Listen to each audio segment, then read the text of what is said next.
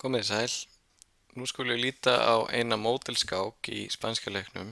Þessi skák var tæld árið 2003 og sá sem hafði hvítt heitir Darmen Satvakasov og hinn sterki enski stórmeistari Nigel Short, það er svart. Nú byrjunarleikarnir eru nokkuð hefðbundnir. Þetta hefur séð áður. Og í þessar stöðu hér lék Short hrókur E8 og svaraði D4 með að leika biskup F8. Þetta er svona frekar óhefðbundin leið. Eðlilegur leikur hér hefði verið biskup B7 og eftir A4 hefði getið komið H6 og þetta kallast Zaitsev afbrigðið. En Short velur að fara með biskupinn á F8 og þetta er strax svolítið varasamt fyrir svartan að leika þessu af því að hvítur á ennþá möguleikann á að leika biskupinn sínum yfir á G5 og leppa riddarann hjá svartum. En hvítur leik hérna A4 og eftir biskup D7 þá kom biskup G5 og svartur lentur í smá vandræðum út af þessari leppun. Hann leik riddari A5, biskupinn bakkaði á A2, við sjáum biskupinn er mjög sterkur hjá hvítum, setur press á F7-ið. Svartur leik hérna e-dreppi D4 og hvítur drap tilbaka og þá leik svartur H6 og nú drap hvítur á F6. Að öllu jöfnu vill maður ekki gefa biskupinn sinn svona auðveldlega en í þessari stöðu er hvítur fljótur að koma manninu sínum á framfæri og riddarinn gæti verið á leiðin á D5 eða peð og E5 í framhaldinu.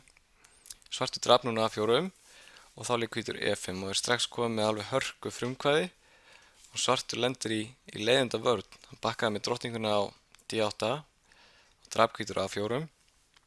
Svartur leik hróku B8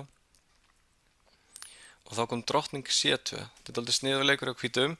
Drottningin hefur auga með drottningavægnum en hann er líka undirbúa að búa til einhverja máthótanir kringum svarta kónginn með að leika kannski biskup B1 einhvern tímann. Nú leik svartur drottning C8 og hvítur bakkaði með riddarann á C3 og eftir riddari C6 kom riddari D5 og svartur er mjög aðþrengdur. Riddarinn setur pressu á C7-ið og riddarinn er hálf fastur á C6. Svartur leik kóngnum sínum á H8. Við sjáum að ef við förum tilbaka ef svartur leikur hérna í þessari stöðu riddari B4 þá var hvítur að velta fyrir sér að skáka hérna á F6 með riddara og ef svartur drifur tilbaka sem hann verður að gera því hann er svona mát á H7 þá kemur drottning G6 skák sem er dálítið skemmtilegu leikur og þetta er bara því að þessi sterki biskup eru A2 og peð og F7 leppur. Kóngur H8, biskup drifur F7, hóta máti á G8 og eftir biskup G7 kemur e-drepur F6 og svartastaðan hrynur algjörlega. Förum tilbaka í stöðuna eftir riddari D5, svartur leik kóngur H8 í staðinn fyrir riddari B4 og hér kom hvítur með alveg ótrúlegan leik sem að sprengja svartu stöðuna algjörlega upp. Hann leik í þessari stöðu peðinu sínu á E6 og hugmyndin með þessu eru nú að losna við F-peðið því ef að hvítur leikur biskup B1 strax eins og hann vildi gera þá getur komið kannski G6 sem að stoppa sóknina. Þannig í þessari stöðu eftir E6 hrókur drepur E6 þá drap hvítur tilbaka og ef svartur drepur núna með peði þá kemur bara biskup B1 með mátótuna H7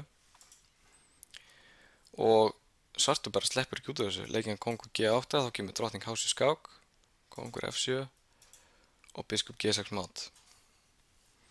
Þannig eftir hrókur drepur E6 þá drap Short tilbaka á E6 með biskup en þá fellur þessi riddari á C6 óbættur. Short teldi nokkra leiki viðbót, hann drap á B2 biskup C4 og G5 og nú hirti hvítur peðið á C7, hann er heilum manni yfir og hér gafst Short upp. Takk fyrir þetta.